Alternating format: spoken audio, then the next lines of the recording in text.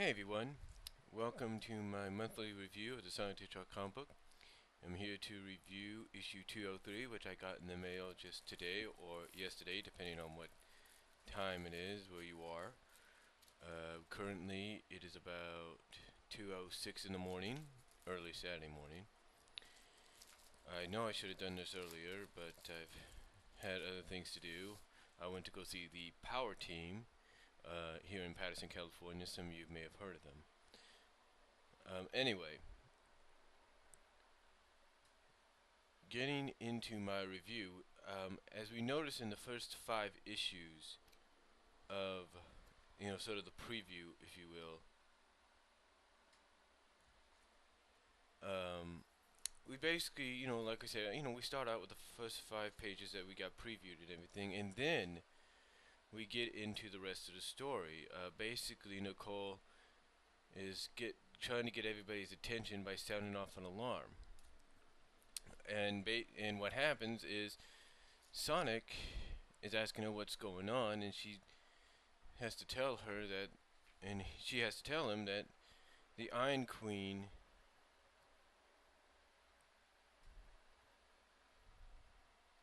and Snively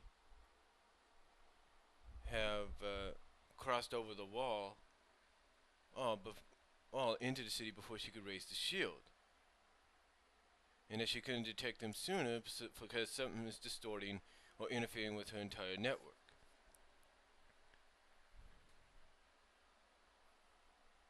And Sonic, being Sonic, says, that's cool. We could just have a little bit of a reversal from yesterday.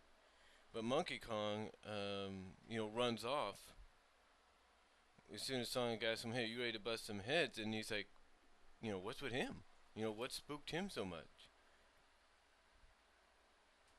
And so Snively and Iron Queen show up, and it seems the Iron Queen's not impressed with, new Mobotropolis and everything, and it's when Sally shows up and tries to tell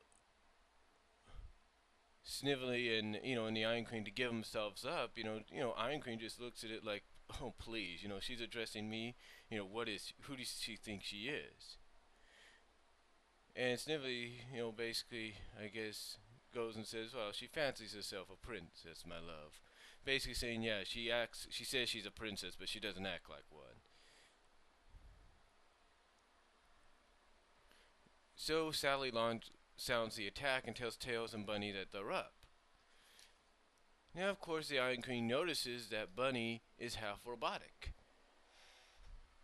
And Snively also has to mention that she's recently married too. And the Iron Queen, thinks that isn't that special, sarcastically, and says too bad it'll be a short-lived union, and starts using her magic, if you will, to control Bunny's circuitry. Sally wants to know what's going on, but Bunny says, I'm losing control of my limbs again, just like she did in 165 or 168. Now Iron Queen has to tell her, well, didn't your friend well, basically Iron Queen goes on to tell her and everybody, well, didn't your friend Monkey Kong tell you that I'm a techno mage?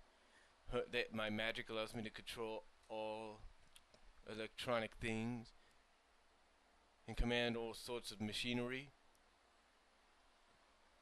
And so basically, against Bunny's process, saying, don't you do it, she basically says, now my dear, attack. She basically forces Bunny to attack her friends. And it isn't until Sonic and here's Bunny telling everybody, get away from me, and everything. She accidentally shoots her rockets, if you will, into Tails' face. Her smoke goes in Tails' face. She's about to shoot Antron, but, she's trying to say, somebody please start me. Darn it. Too bad they can't say the other version of darn it, but anyway. So here comes Sonic saying, hey, Tom, I'm late. Sorry, I'm late. She grabs him, takes her to a holding cell. Hell and everything. Bunny's saying, it'll do, but then tells him to start running because Iron Queen has activated her arm cannon. which blasts through the to the cell. Now, of course, Khan comes and rescues the kids, keeps them protected, and now the kids are basically begging with Monkey Khan to please save Bunny. And they're telling him, and they're in tears. They're basically saying it's your job. It's your job to do it. And the fact that they got to remind him, you got those lightning powers, use them. So basically, we have Bunny near exhaustion. Iron Queen not caring much, saying, you look terrible, dearie. And saying, since you're also half robot, half robot, that all your weapons and rockets run off your life force.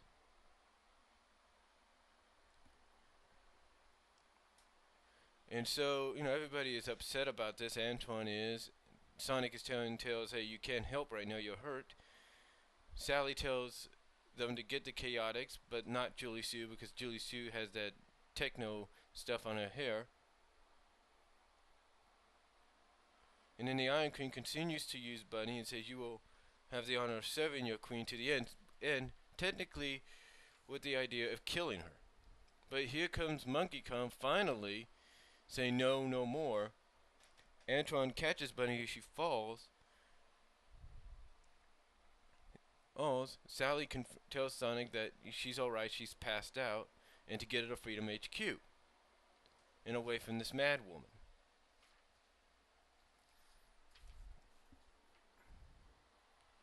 Now Monkey Kong, trying to basically finally stand up to the Iron Queen, is telling her that these people are more than you can handle. Run where you still can. Now he kind of stutters a little bit because he knows what could happen. Now she's like a little impressed, saying you aren't completely a coward, and that but sarcastically says, but you're still trying to pretend you have authority, the so-called king of the free people, which gives Snively enough time to grab his crown on and which gives the Iron Queen the opportunity to finally take control of him. Now while this is happening, Sally tells Amy to get the Tails to Dr. Quack. The Chaotix show up, wondering what's going on. Sally says we got a situation, and for everyone to run. Because now the Iron Queen is taking control of Monkey Kong, and the truth of Monkey Kong has been revealed, the fact that he is cybernetic.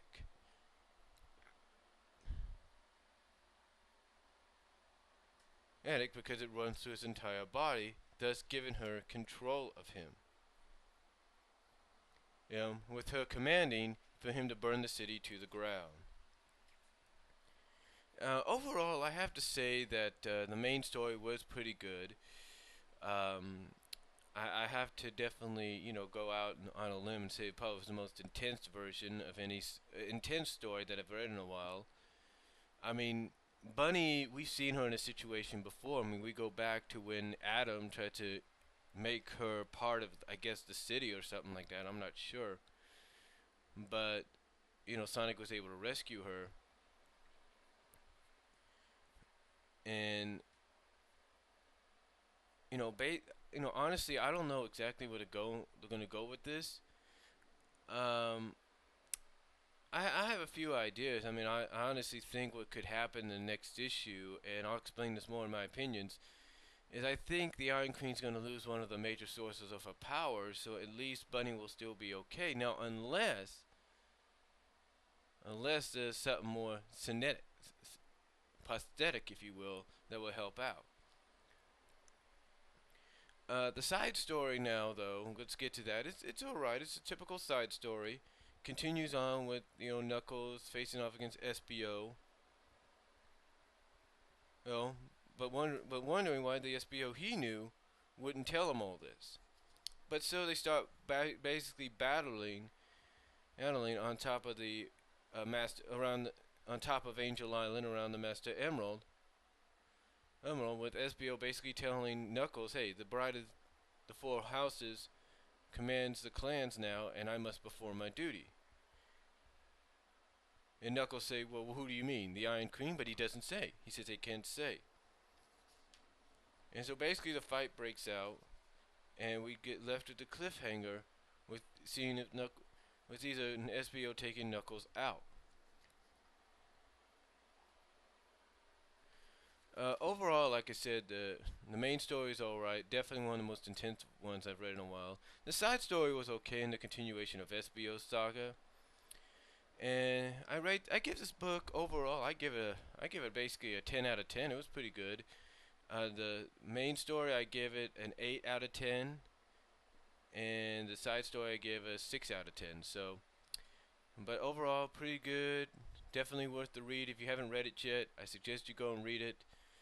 You can read it online if you can find it at CBN or a CBK or something like that, comic book something online, and believe me, you'll enjoy it. And I'll be back with my opinions for the month.